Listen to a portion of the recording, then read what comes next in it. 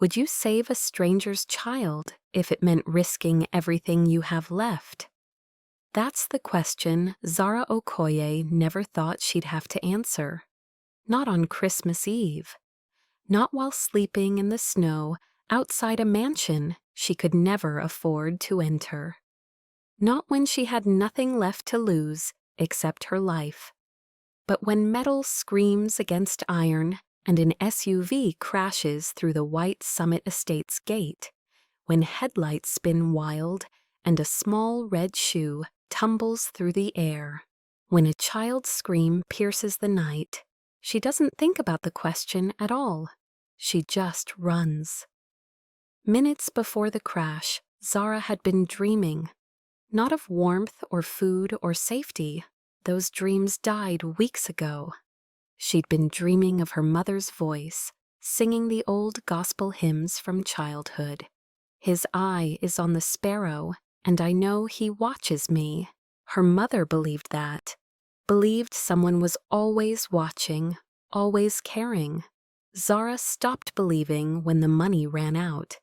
When the apartment lease expired, when the gang found her crying outside a convenience store and offered her easy work. Easy. Nothing was ever easy.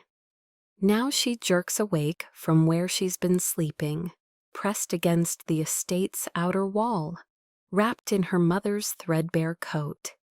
22 years old, homeless 3 months, invisible to everyone. Until this moment, she sees the boy, 6 years old, maybe younger, trapped in the back seat as the vehicle slides toward the slope. Beyond him, an electric utility sled has broken loose, rolling down the hill, gaining speed toward the crashed car. The boy's face is pressed against the window. His mouth is open in a silent scream. His small hands pound against the glass. No time to think. No time to be afraid. Zara runs. Her bare feet hit ice. Each step is agony, the cold biting through skin, through numbness, finding nerves she thought were dead. Her lungs burn with cold air, but she doesn't stop. Can't stop. Some instinct older than survival kicks in. The same instinct that made her push her little cousin out of the way of a speeding car when she was 12. The same instinct that's gotten her beaten more than once for defending other homeless girls from predators. She reaches the boy's door, wrenches it open with strength she didn't know she had, pulls him free. The sled is seconds away. She can hear it, the scrape of metal on ice, the rumble growing louder. She spins, shields the child with her body, feels his small frame trembling against her, hears him sob into her shoulder. The sled crashes into the SUV's rear panel. The impact sends a shockwave through the vehicle. Metal crumples, glass shatters. She stumbles, lands hard in the snow, but keeps the boy protected beneath her. Pain shoots through her shoulder. Her old injury from 3 months ago, when she fought back against the gang leader who tried to touch her. The reason she's been running ever since. But the boy is safe. That's what matters. The boy is sobbing. She holds him tighter. You're safe. I've got you. You're okay now. She rocks him slightly, the way her mother used to rock her after nightmares. The motion is automatic, comforting, human. Then she feels it, the weight of a gaze. She looks up. A man stands 15 feet away, perfectly still in the falling snow. Tall, sharp suit beneath a long black coat. His face is carved from stone, high cheekbones, dark eyes that reveal nothing. Behind him, bodyguards in dark suits emerge from the shadows like wraiths. One guard rushes forward. "Sir, the man raises one hand. Silence falls absolute. He studies Zara, studies how she's still holding the child, how her body remains a barrier between the boy and danger. His eyes move to her face, to the fear she can't quite hide, to the defiance she won't let go. She's learned to read people. Street survival depends on it. But this man, he's a locked vault. No tells, no weakness, just cold assessment.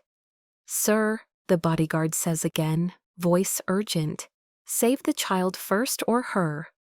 The man's voice cuts through the night, cold and absolute. "Both." Zara wakes to warmth. Wrong, this is all wrong. She's in a bed, an actual bed with soft sheets that smell like lavender and cedar.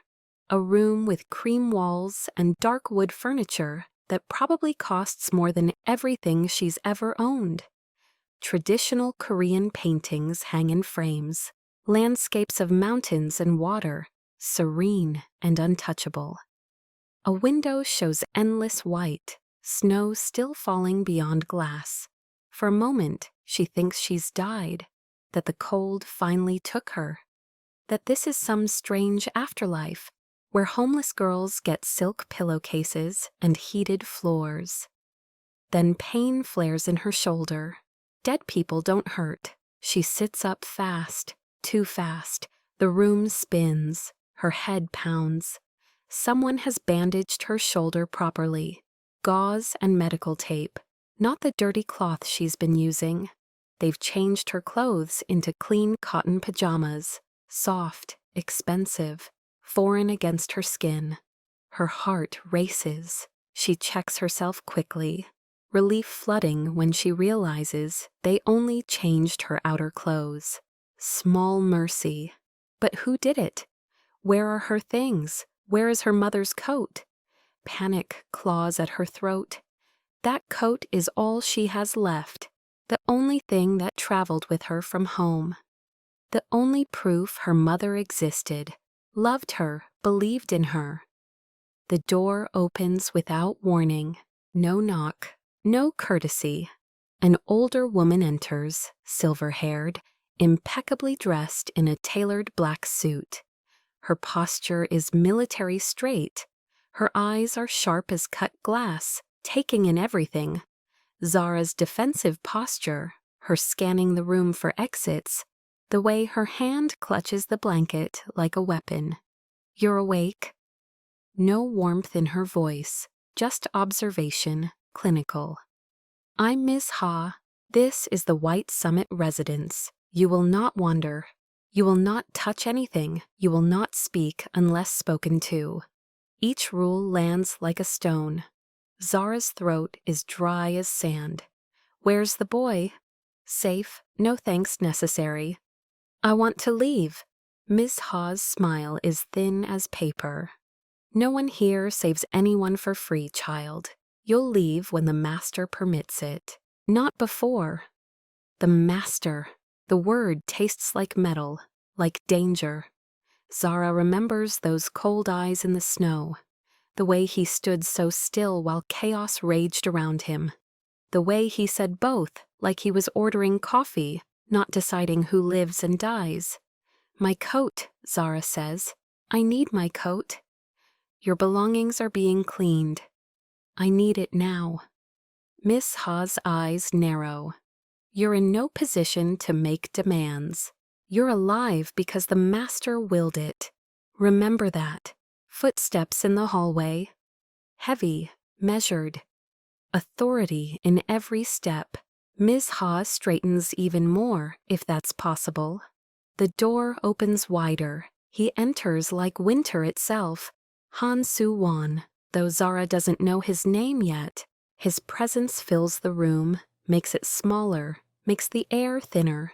He's changed into a charcoal suit, hair perfectly steeled, but those eyes, still measuring, still calculating, still terrifying.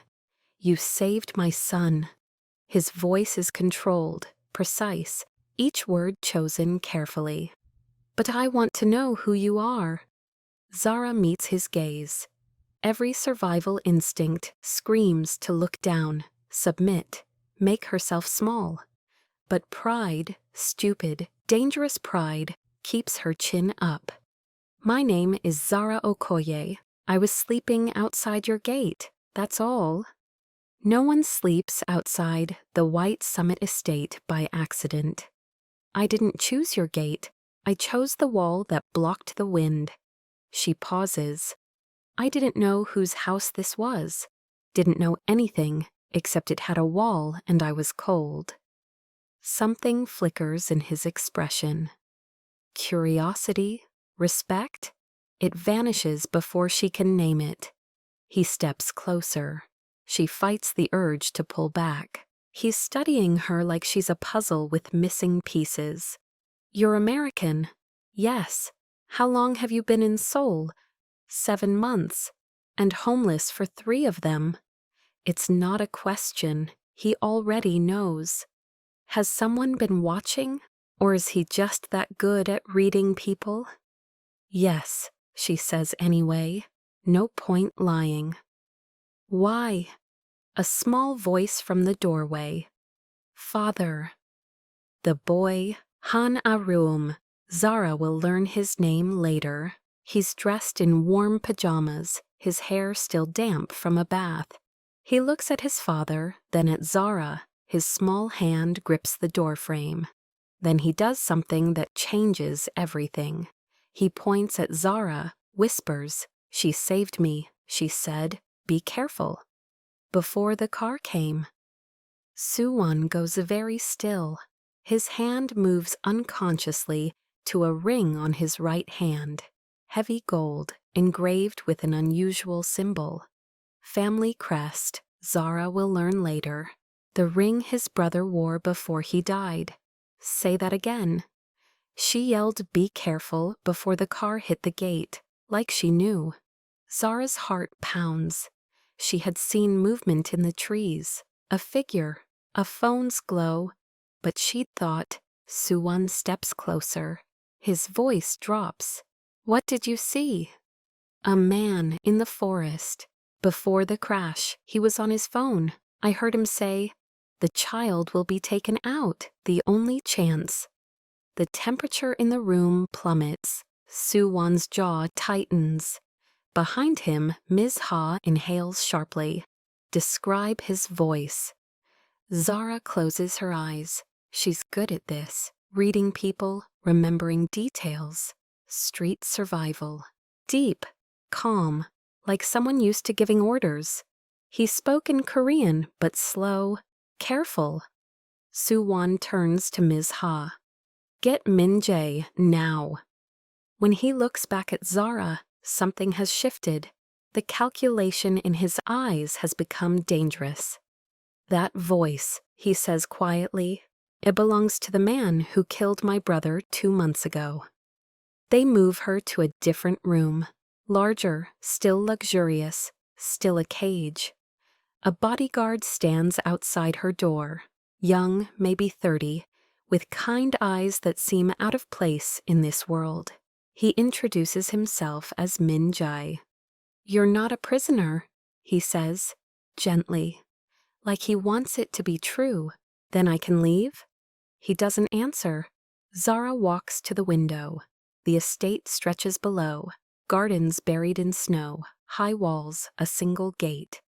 Beyond that, Seoul glows in the distance, freedom, so close, impossibly far.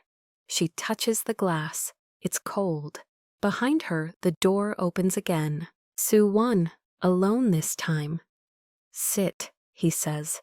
She doesn't move. His lips quirk, almost a smile, not quite. You're stubborn. You're keeping me here. I'm keeping you alive.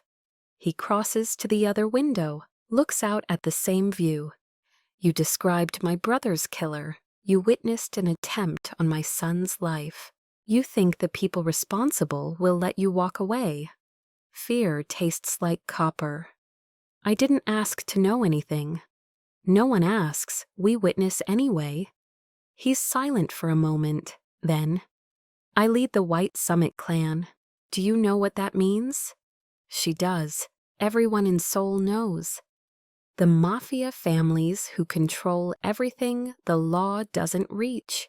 Business, politics, secrets, power. You're dangerous, she says. Yes.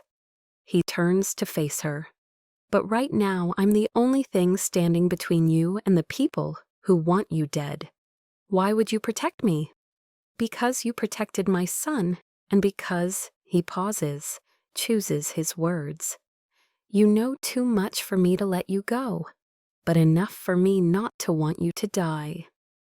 It's not a promise, it's a calculation. She can hear it in his voice. He's weighing her value, her risk, her use. But there's something else too, something in the way he looked at Arome earlier. The way his voice softened just for a second when he said, "My son." How long, she asks. Until I find the traitor in my organization. Until I know you're safe. Until he stops. Until I decide. He leaves. The lock clicks. Zara sinks onto the bed. Her mother's coat is folded on a chair. Someone brought it from outside, cleaned it, dried it. She pulls it into her lap, traces the worn collar. "Mama, what did I get myself into?" Outside, snow keeps falling. Christmas Eve becomes Christmas Day. The world celebrates. Zara counts the hours in a stranger's mansion, surrounded by beauty and danger in equal measure. On the second night, she hears something. Footsteps in the hallway, quiet, deliberate. Then Arum's voice, small and scared. "Father, I had a bad dream." Suwon's reply, softer than she's ever heard. "I'm here, you're safe." Zara closes her eyes. The contrast strikes her. A leader who commands an empire, comforting his son's nightmares with the same tenderness any father would show. The snowstorm arrives on the 26th, the day after Christmas. Weather reports call it the worst in 20 years. The roads vanish, the city shuts down. The estate becomes an island. Zara is trapped, not just by locks now, by nature itself. She stands at her window on the morning of the 26th, watching snow bury the world. Behind her, Min-jae delivers breakfast. "The master requests your presence," he says. In the main hall, she follows him through corridors lined with art and silence. The mansion is beautiful, cold, like everything here. Suwon waits in a room dominated by a massive wooden table. Maps spread across it, photos, files. He looks up when she enters. "You said the man in the forest spoke carefully, like he was used to giving orders." "Yes, my inner circle has 12 men. I need you to listen to their voices. Tell me if you recognize one." It's not a request. Over the next 2 days, she meets them, one by one. Each man enters, speaks briefly, leaves. Suwon watches her face after each encounter, reading her reactions. Zara pays attention, not just to voices, but to everything. The way they stand, how their eyes move, whether they look at Suwon with loyalty or calculation. Street survival taught her, people lie with words, but bodies tell truth. The seventh man makes her pause, not because his voice matches, but because his eyes linger on Arum's toys in the corner. Assessing, memorizing. "That one," she says after he leaves, "he's not the voice, but he's watching your son too carefully." Suwon's eyes sharpen. "Young Hyun Soo, my logistics coordinator." He makes a note. "I'll investigate. You trust my judgment? You saved my son. You described my brother's killer. You see things others miss." He pauses. "Yes, I trust your judgment." It's the first time he's said it out loud. Trust. The word hangs between them, fragile and valuable. None of them match the voice from the forest. She tells him so. "Then the traitor is someone I haven't shown you yet, or someone I can't imagine betraying me." His jaw clenches. Both possibilities are unacceptable. She sees it then. The fracture. This man who controls everything is losing control. Someone in his house wants him dead, wants his son dead, and he can't see the enemy. When did your brother die? She asks. He looks at her, really looks, like he's deciding whether she deserves truth. October 15th, shot outside a tea house in Gangnam. The police called it gang violence, closed the case in a week. He touches the ring on his finger, the one with the engraved symbol. He wore this ring. It was returned to me with his body. But you don't believe that? My brother was my second in command. His death came 2 weeks before a major power transfer within the Summit families. Convenient timing. Bitterness edges his words. He called me that morning, said he'd discovered something. Someone on the inside working with Crimson Lotus. He was going to bring me proof. His hand clenches. He never came home. And now someone wants yours. Yes, whoever killed him wants to finish what they started. Wants my son, my position, my family's legacy. He looks at the ring. This symbol, Sean, represents the White Summit, 3 generations. My brother died protecting it. I won't let his death be meaningless. That night, a room develops a fever. It spikes fast, 40 degrees Celsius, 104 Fahrenheit. Dangerously high. The roads are still impassable. No doctor can reach them. Zara hears the commotion from her room. Raised voices, running footsteps, a child crying. She pushes past Min-jae, ignoring his protest, and follows the sound to Aram's bedroom. The scene stops her heart. The boy is in his bed, small and fragile, under thick blankets. His face is flushed deep red. Sweat plasters his hair to his forehead. He's crying, that broken sound children make when they're too sick to understand what's happening.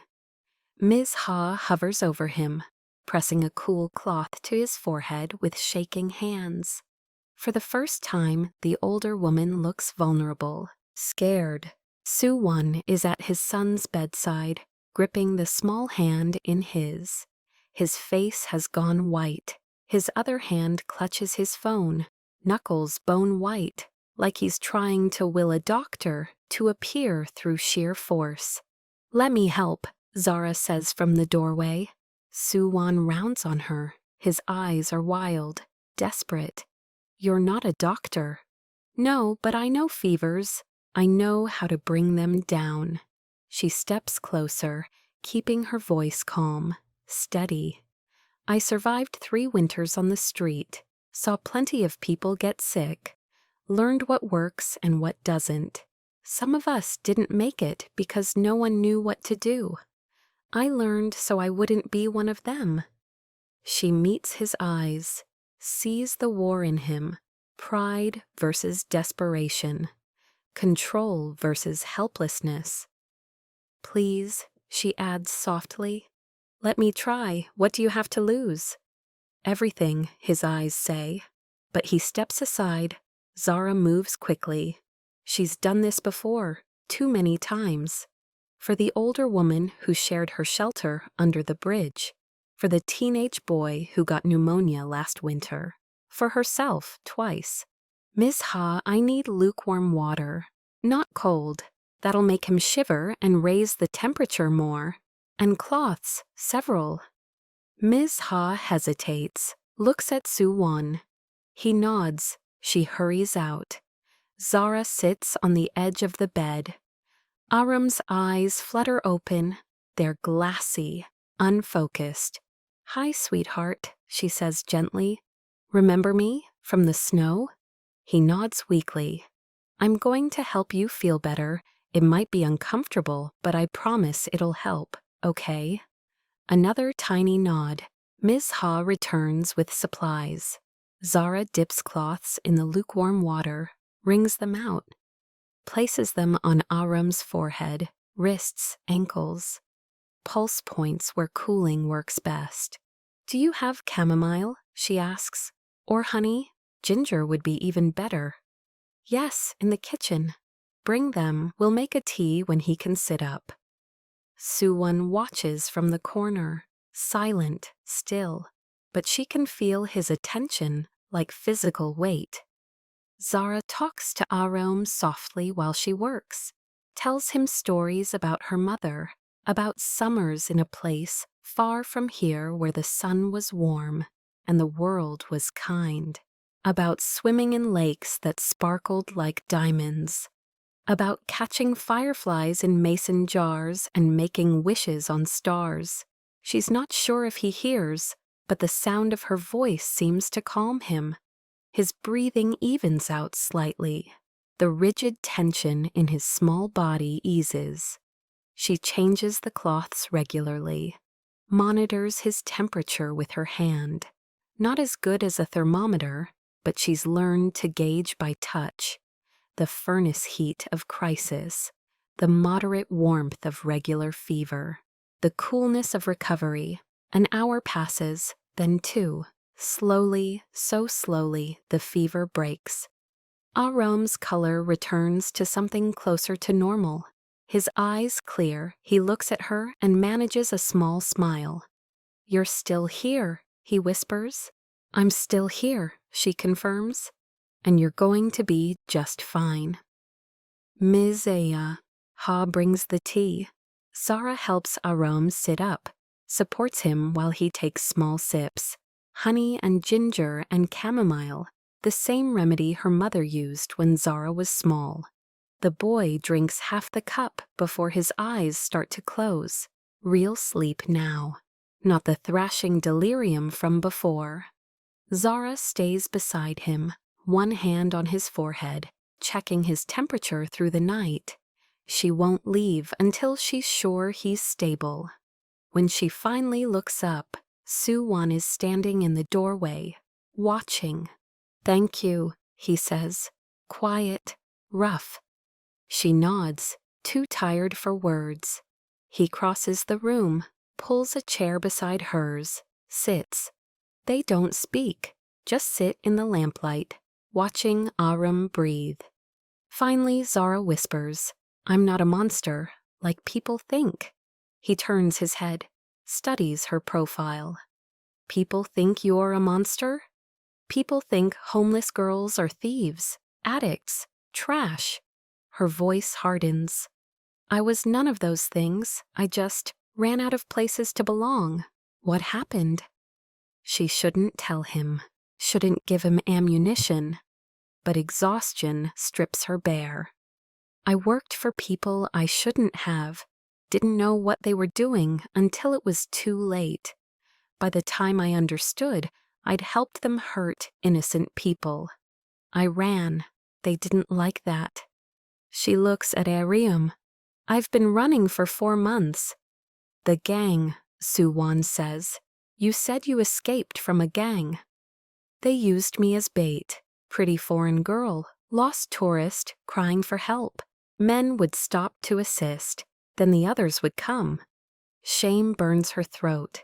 I didn't know at first. By the time I understood, I'd already helped them rob 6 people. The last one ended up in the hospital. Silence. Then, but you left. Leaving doesn't erase what I did. No, he agrees. But staying would have made it worse. She looks at him, this man who orders deaths, who rules through fear, offering her absolution for sins far smaller than his own. You're not an ordinary vagabond, he says, almost gentle, and you're not just a monster. Something passes between them, understanding, recognition, the dangerous beginning of trust. Outside, the storm howls. Inside, for the first time, Zara feels warm. If you're finding hope in this story, if Zara's courage is inspiring you tonight, let us know in the comments. And if you're new here, subscribe. Every day, we share stories of love that heals and justice that matters. You're not alone in needing that. 2 nights later, December 28th. Zara wakes shivering and burning at the same time. The room spins. She tries to stand, but her legs give out. Min-jae finds her on the floor. Within minutes, Miss Ha is there with medical supplies from the house. They get her into bed, pile blankets on her trembling body. Soo-won appears in the doorway. His face tightens when he sees her. What happened? Delayed exposure, Ms. Ha says grimly. Living outside for months, her body's catching up with the damage. Get a doctor, now. Sir, the roads are still. Then use a helicopter, a snowmobile, I don't care. His voice is steel. Get a doctor. They stabilize her with fever reducers and fluids from the estate's medical supplies. By midnight, the worst has passed. She falls into fitful sleep. She needs water. Gets up slowly, wraps a blanket around her shoulders. The hallway is dim, only small lamps lighting the way. She walks toward the kitchen, passes a study, stops. Voices inside. She should keep walking, mind her business, survive by staying invisible. But one voice is familiar, calm, deep, careful, the man from the forest. Her heart stops. She presses against the wall, barely breathing.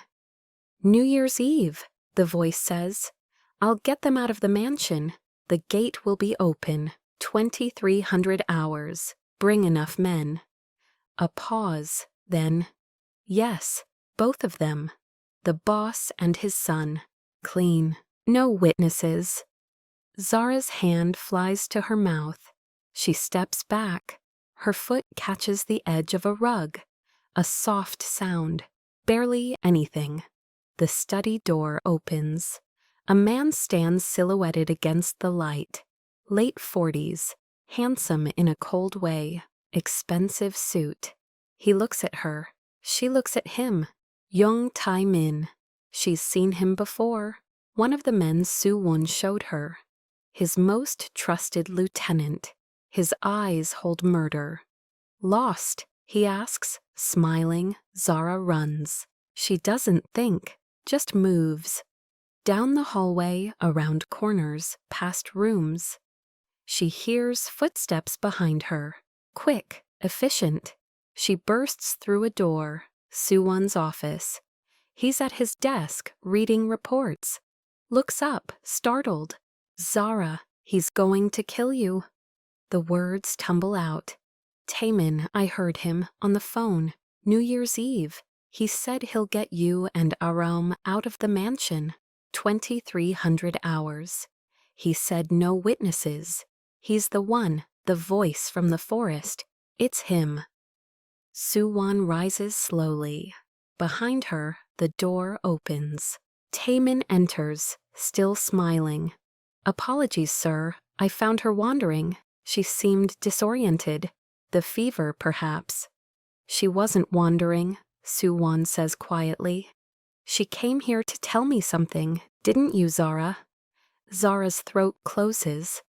Taemin's eyes bore into her, promising pain, promising death.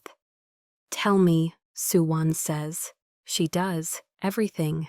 The phone call, the plan, the voice. Taemin's smile never wavers.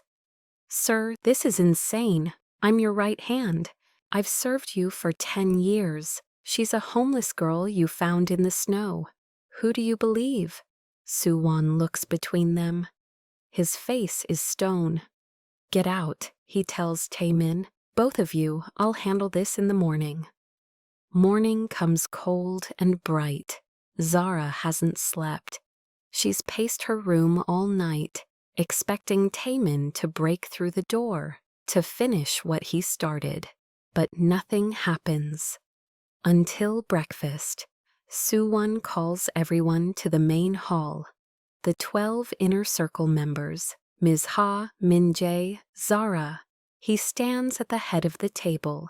His face could be carved from ice. We have a traitor, he says. Someone in this house wants me dead. Wants my son dead. Murmurs ripple through the room. Last night, Zara Okoye claimed she overheard Jung Taemin planning an attack for New Year's Eve. Taemin stands. Sir, I'm not finished. Suwon's voice cracks like a whip.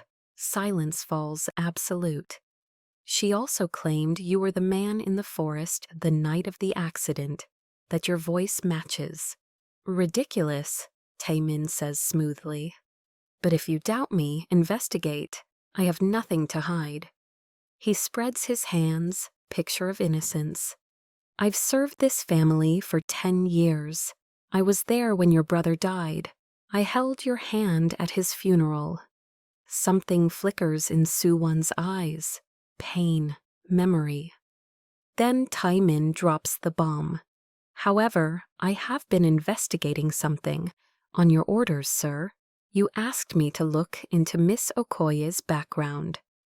Zara's blood turns to ice. She claims she ran from a gang. That's true, but what she didn't tell you. He pulls out a folder. Photos, documents. Is that the gang she worked for is connected to the Crimson Lotus clan. Your rivals, the people who killed your brother. The room erupts, gasps, angry murmurs. Suwon's hand goes to his ring, his brother's ring, twists it unconsciously. A tell. He only does that when deeply shaken. His eyes snap to Zara. Is this true? I didn't know. Her voice breaks. I didn't know who they worked for. I needed money. I needed to survive. When I found out what they were really doing, I ran. I swear. She has motive, Taemin continues. Relentless. She has access. She saved your son, earned your trust, and now she's trying to turn you against your most loyal man. Classic infiltration. You're lying. Zara turns to Suwon. He's the traitor. I heard him. Or, Taemin says, you're doing exactly what you were sent here to do. Create chaos, sow division, make us vulnerable. Suwon is silent. His face reveals nothing. But Zara sees it. The doubt, the calculation, the walls going back up. Did you know? He asks her. Quiet, deadly. Did you know the gang worked for Crimson Lotus? Not at first, not when. Answer the question. She closes her eyes. Yes, eventually I found out. But by then I was already running. I didn't. Enough. He raises his hand, looks at Min-jae. Lock her up, second floor, the old storage room. Sir, Min-jae starts. Now. They take her. She doesn't fight. What's the point? She sees it in Suwon's eyes. She's lost him. Lost whatever fragile trust they'd built over fevers and midnight conversations. Min-jae's hands are gentle as he guides her out. I'm sorry, he whispers. His eyes are genuinely apologetic. I don't think you're lying. For what it's worth? It's worth nothing, she says, hollow. But thank you anyway. The storage room is on the second floor, tucked in a forgotten corner of the mansion. Windowless, cold. A single bulb hangs from the ceiling, casting harsh shadows. They leave her a blanket, thin, scratchy, a bottle of water, a bucket in the corner for necessities, a cage dressed as mercy. Min-jae's eyes linger on her face. I'll bring food later. Don't bother, I won't be hungry. The door closes. The lock turns with a sound like finality. Zara sinks to the floor, pulls the blanket around herself. The concrete is cold beneath her, colder than the snow somehow. At least the snow was honest about what it was. Hours crawl past. She thinks about the forest, the snow, how she'd been invisible then. Maybe invisibility was safer. Maybe trying to matter was the mistake. You can't lose what you never had. Can't be betrayed by people who never knew your name. Can't break a trust that was never built. She should have known better, should have remembered the first rule of survival. Trust no one. Depend on nothing, expect nothing. Hope is a luxury. She couldn't afford it. The bulb flickers, dims, comes back, a metaphor too obvious to miss. Zara leans her head against the wall, closes her eyes, sees Arum's face, flushed with fever, small hand gripping hers, sees Suwon watching her with something that looked like respect, like possibility. All illusions, all lies she told herself, because she wanted so desperately to believe she could be something other than what she was. A homeless girl who made bad choices and ran out of second chances. She thinks about her mother, wonders what she would say now, probably something about faith, about trusting in a plan bigger than herself, about how darkness comes before dawn. But her mother died believing in hope, died broke and sick and alone, because she gave everything to others and kept nothing for herself. Maybe hope is what kills you in the end. Zara pulls her knees to her chest, makes herself small. The position is familiar, how she slept in alleys, under bridges, in doorways. Compact, invisible. Taking up as little space as possible. No food comes, no one visits. Night falls. She knows because the temperature drops. The single bulb does nothing against the cold. She wraps the blanket tighter, but it's useless. Cold seeps through everything here. She thinks about dying, not in a dramatic way, just stopping, letting the cold take her, letting exhaustion win. It would be easier than fighting, easier than hoping again, just to be crushed again. But something in her refuses. Some stubborn spark that survived the streets, the gang, the months of running, the same spark that made her run toward danger instead of away when Aram needed help. Maybe she's too stupid to quit, or too stubborn, or maybe, and this is the thought that hurts most, maybe she still has the smallest, most foolish shred of hope that Suwon will see the truth.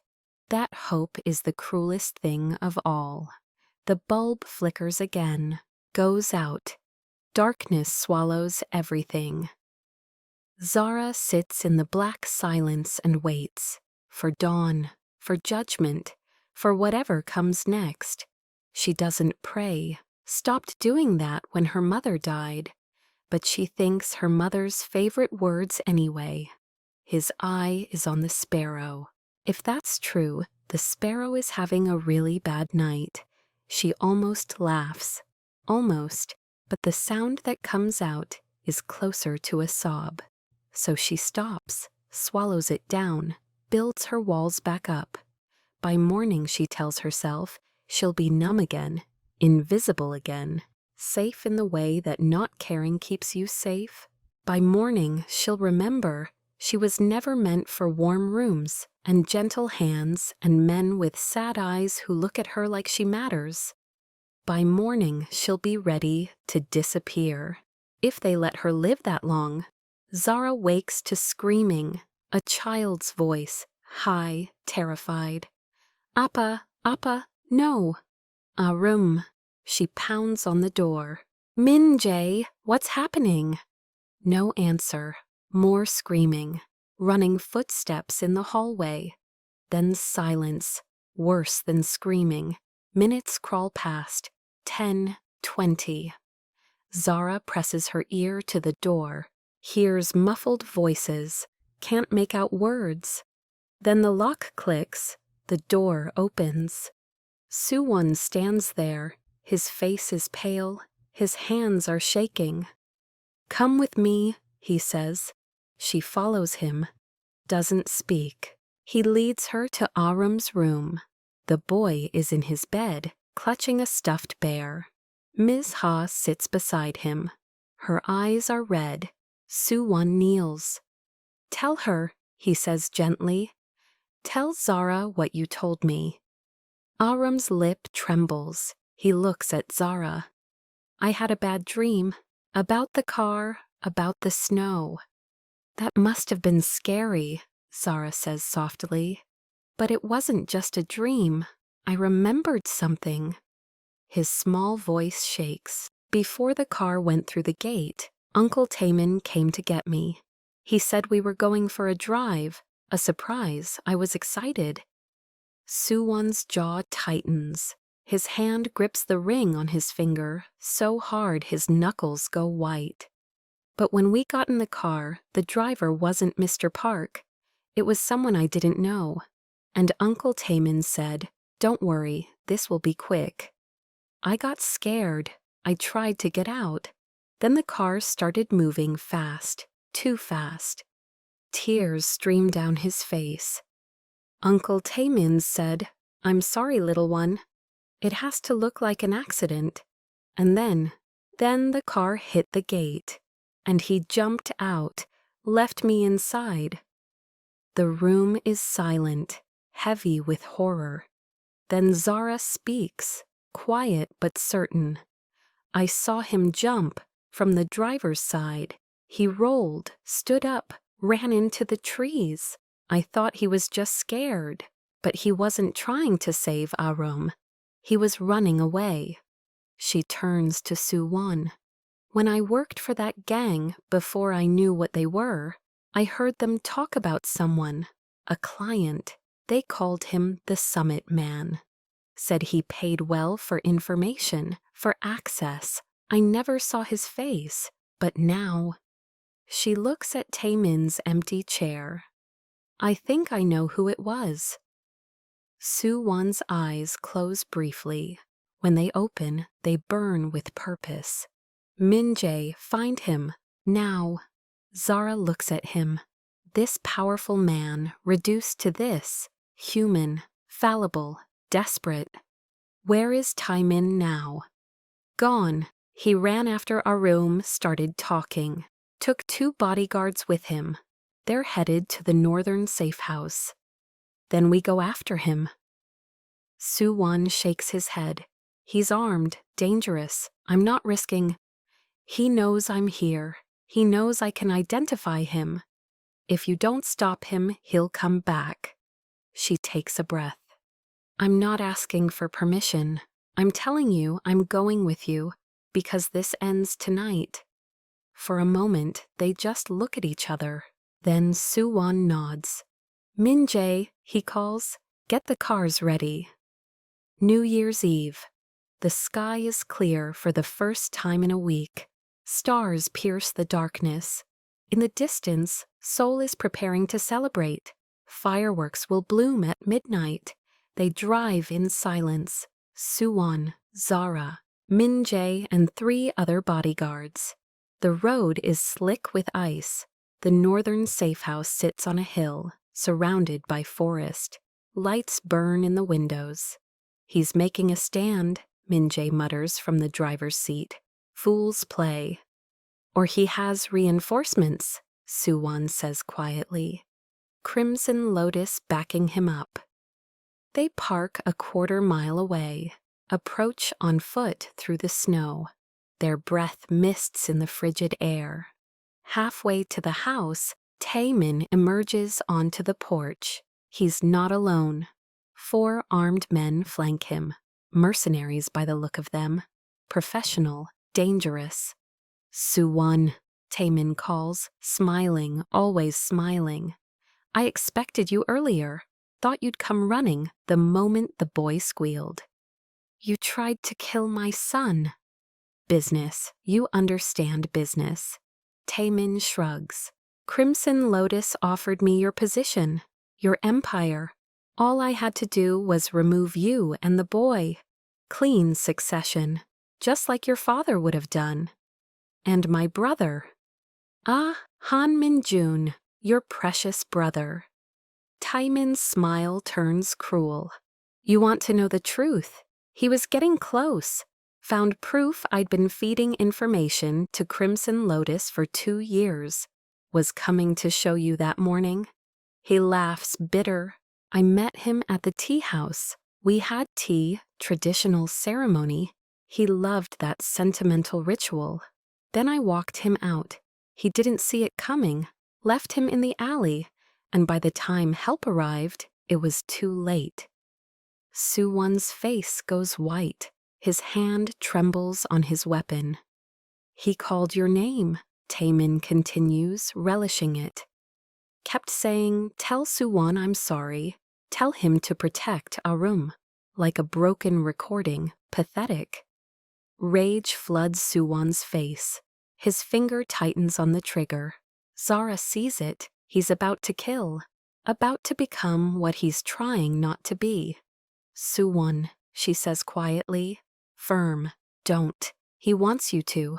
He wants to prove you're your father's son. Wait, Zara says, urgent. She's seen something. Movement in the trees to their left. More men. An ambush.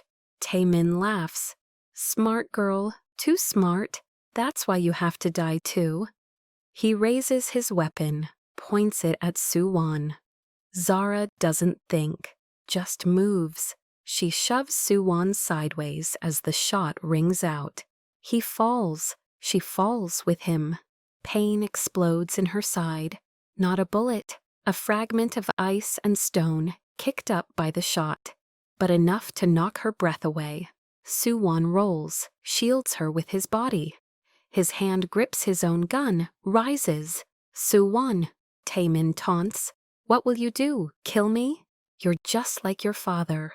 Violence is all you know. Suwon's finger hovers on the trigger. Zara sees the war in his eyes, the rage, the grief for his brother, the instinct to end this. Then he looks at her, at the blood on her temple from the stone, at her eyes, wide, trusting, believing in him. He adjusts his aim, fires. The shot hits the ground 2 feet from Taemin. A warning, not a kill shot. I'm not my father, Suwon says, voice steady. And you're not worth becoming him. Min Jae and the others rush forward.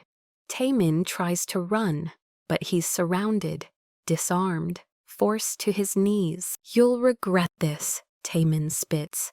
Crimson Lotus will come for you. Let them try. Suwon helps Zara to her feet.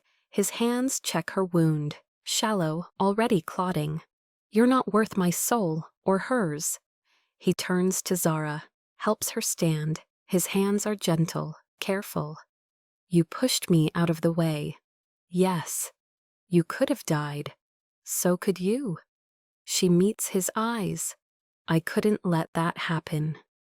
They drive back as fireworks start.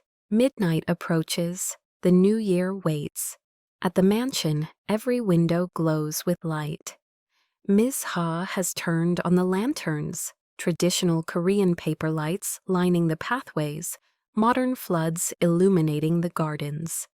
The estate shines like a beacon in the snowy night. Ryum runs out to meet them, Ms. Ha close behind. The boy's face is tear-stained but relieved.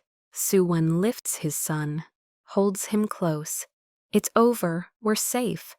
Arum looks at Zara. Are you hurt? Just a scratch, I'm okay. The boy reaches for her. Suwon sets him down, and Arum wraps his small arms around Zara's waist. She holds him, strokes his hair. Inside, Ms. Ha fusses over Zara's wound, cleans it properly. Min Jae coordinates with authorities to transfer Taemin. The clock nears midnight. Suwon finds Zara on the terrace. She's watching the city prepare for the countdown. Fireworks ready to bloom. He carries his coat, the long black one he wore the night they met. He drapes it over her shoulders. The weight of it, the warmth, feels like protection, like promise. This new year, he says quietly, I'm not alone. She turns, looks at him. This man who saved her, who doubted her, who learned to trust her, who chose mercy over violence because of her. She touches his face, gentle, reverent. And neither are you. The first fireworks explode. Gold and red paint the sky. Arum runs out, squealing with delight. He grabs Suwon's hand, then Zara's, holds them both. Look, it's so pretty. They stand together, the three of them, watching light bloom against darkness. The mansion glows behind them. The estate, once a fortress, now feels like home. Suwon's thumb strokes Zara's hand. She leans into him. The boy between them laughs. The new year arrives, not with cold, not with fear, but with warmth, with family, with the beginning of something beautiful. I don't have anywhere else to go, she says carefully. Stay. The word is urgent, desperate, not as a prisoner, not as a debt. Stay because. He stops, struggles. This man who commands with ease can't find words. Zara steps closer, takes his free hand. Because I need you. Arium needs you. Because in 5 days, you've become part of this family. And his voice drops. I don't want to lose you. It's the most vulnerable she's ever seen him. This man who built walls higher than his estate, who trusted no one, who chose control over connection, until now. I'm scared, she admits. Your world is dangerous. I don't belong. You belong wherever you choose to be. He sets Arum down gently, steps closer to Zara. I can't promise safety. I can't promise easy, but I can promise this. You will never be invisible again. You will never be alone, and anyone who tries to hurt you will answer to me. It's not poetry. It's a vow, sworn by a man who keeps his word. Zara thinks about her mother's coat, about the streets, about being invisible, untouchable, forgotten. She thinks about Arum's fever, about trust built in lamplight, about pushing Suwon out of the path of a bullet, about choosing finally to matter. I'll stay, she whispers, but not because I have nowhere else, because I want to be here, with you. His hand comes up, cups her face, gentle, reverent. Thank you. He kisses her, soft, careful, like she's something precious, something worth protecting. When they pull apart, Arum is grinning. Mitsuha is crying quietly. Min-jae is trying not to smile. Does this mean Zara is staying forever? Arum asks. Suwon looks at Zara. If she'll have us? Forever is a long time, Zara says. But she's smiling. Then we'll start with today, he replies, and tomorrow and every day after. They walk inside together. Suwon takes off his coat, drapes it over Zara's shoulders. She realizes it's the same gesture she made for Aryum. Protection, warmth, care. The mansion doesn't feel cold anymore. In the distance, fireworks paint the sky gold and red and blue. The city celebrates, the year turns. Inside the White Summit estate, a homeless girl who saved a child finds something she thought she'd lost forever. Home, not a place, a person, a family. Suwon pulls her close. Arum wraps his small arms around both their legs. Or this new year, Suwon says quietly, I'm not alone. Zara touches his face, feels the warmth, the steadiness, the truth. Neither am I, she whispers. Miss Ha brings tea. They sit in the living room, Zara, Suwon, Arum, and watch the last fireworks bloom and fade. Will you teach me your language? Zara asks. Will you teach me yours? Suwon counters. Arum bounces. Can we all teach each other? They laugh, Real laughter, the kind that heals. Outside, snow begins to fall again, soft, gentle, covering the old tracks, making space for new ones. Zara leans against Suwon's shoulder. His arm comes around her, secure, sure. What happens now? She asks. Now, he considers. Taemin faces the Summit families. I rebuild trust in my organization. We keep Arum safe. We learn each other. And us, he says, we take one day at a time. I court you properly, earn your trust, show you that this, he gestures between them, is real. It already is, she says. I wouldn't have stayed otherwise. He kisses her forehead. Then we build from here, together. Arum yawns. Suwon scoops him up. Bedtime, little one. Will Zara tuck me in? If she wants to. Zara stands, takes Arum's hand. I want to. They walk upstairs together, the three of them, a mafia boss, a homeless girl, a 6-year-old boy, a family, improbable, imperfect, real. Zara tucks Arum into bed, tells him a story about a girl who learned that bravery isn't about never being afraid. It's about choosing love even when fear says run. He falls asleep smiling. In the hallway, Suwon takes her hand. Your room is ready, or... He hesitates. You can stay in the guest suite near mine, if you'd be more comfortable. Near yours, she says, but I keep my own space. For now, he agrees, respect shining in his eyes. We move at your pace, always. He walks her to the suite. It's beautiful. Cream walls, soft lighting, a view of the gardens. Her mother's coat is folded on the bed. Thank you, she says, for everything. Thank you, he replies, for saving my son. For trusting me when I gave you no reason to. For staying. He leaves, closes the door gently. Zara walks to the window, looks out at the estate, the snow, the stars. For the first time in 4 months, she feels safe. For the first time in longer than that, she feels seen. She picks up her mother's coat, holds it close. I made it, Mama. I found somewhere to belong. In the distance, a clock chimes, 1 in the morning. The new year is hours old. Zara climbs into bed, soft sheets, warm room. The sound of Suwon's footsteps in the hall, checking locks, ensuring safety. Her mother's coat lies folded on the chair. She touches it gently. Once it was all she had, the only thing between her and the cold. Now she has a room, safety, a future. But she'll never throw the coat away.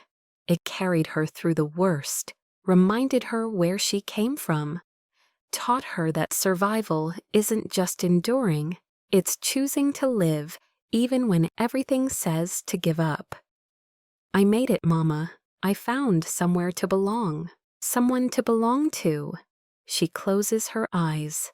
Tomorrow there will be questions, investigations, rebuilding trust, learning to navigate this new life. But tonight there is peace, there is warmth, there is the beginning of love. And that, after so much cold, so much fear, is enough. More than enough. It's everything. 3 months later, spring comes to Seoul. Snow melts, gardens bloom.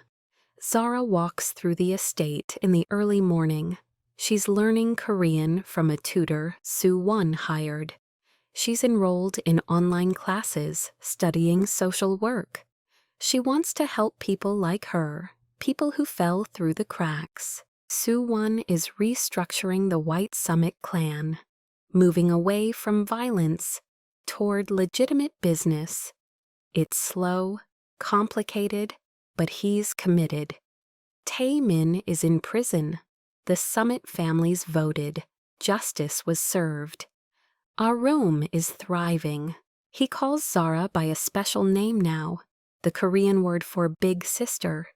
She teaches him English songs. He teaches her to make kimchi with Ms. Ha. The household has softened. Ms. Ha smiles now. Min Jae jokes. The estate feels less like a fortress, more like a home. One evening, Soo-won finds Zara in the garden. Cherry blossoms drift on the breeze. He sits beside her, takes her hand, removes the ring from his finger, the heavy gold one with the white summit symbol. "This was my brother's," he says quietly. "He wore it the day he died. It was returned to me, covered in his blood. I've worn it every day since, a reminder, a promise." He looks at the engraving, 3 symbols representing white summit. "My grandfather built this family from nothing. My father expanded it through fear. My brother tried to change it through loyalty." He looks at Zara. "You're teaching me to change it through love." He reaches into his pocket, pulls out a different box. Inside, a ring, simple, elegant, a single stone that catches the light. "It's too soon," he says quickly. "I know that. This isn't a proposal. It's a promise. When you're ready, if you're ready, I want to marry you. I want Arom to call you mother. I want to build a life with you, a real one, based on respect, choice, and love." He pauses. "My brother believed family was everything. You've shown me he was right." All 5 love checks. He's learned them, lived them. Zara takes the ring, slides it onto her right hand. "When I'm ready," she says, "I'll move it to my left. Deal?" "Deal." He kisses her. Deep, sure, full of promise. They sit in the garden as the sun sets. Arium runs out, chasing fireflies, laughing. "Are you happy?" Soo-won asks. Zara thinks about it. About the cold nights, the fear, the running. About finding salvation in the last place she expected. In the arms of a man who was supposed to be dangerous, who turned out to be her home. "Yes," she says, meaning it. "I'm happy." "Good," he murmurs. "So am I." They stay there, watching Arum play, as the night grows soft around them. A family forged in snow and danger, sealed in spring and love. The mafia boss who saved her life, the girl who gave him her soul, the child who brought them together. It's not a fairy tale, it's better. It's real, it's messy, it's beautiful, it's theirs. And that, after everything, is the most inspirational truth of all. That love can bloom in the coldest places. That redemption is always possible. That family isn't just blood, it's choice, it's commitment. It's showing up day after day, even when it's hard. Especially when it's hard. Zara looks at Soo-won, at Arium, at the life she's built from ashes and snow, and she knows bone deep this is where she belongs.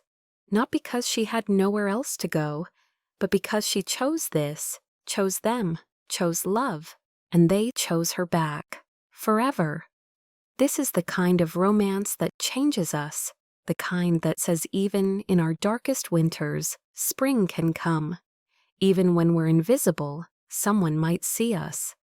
Even when we're lost, home can find us. If this story touched your heart tonight, if Zara and Soo-won's journey reminded you that love and redemption are always possible, share it with someone who needs that reminder. Subscribe to join us every week for more stories that heal, inspire, and prove we're never truly alone. Thank you for being here. Thank you for believing in love stories that honor dignity, courage, and second chances. Until next time, stay warm, stay brave, and remember, you belong.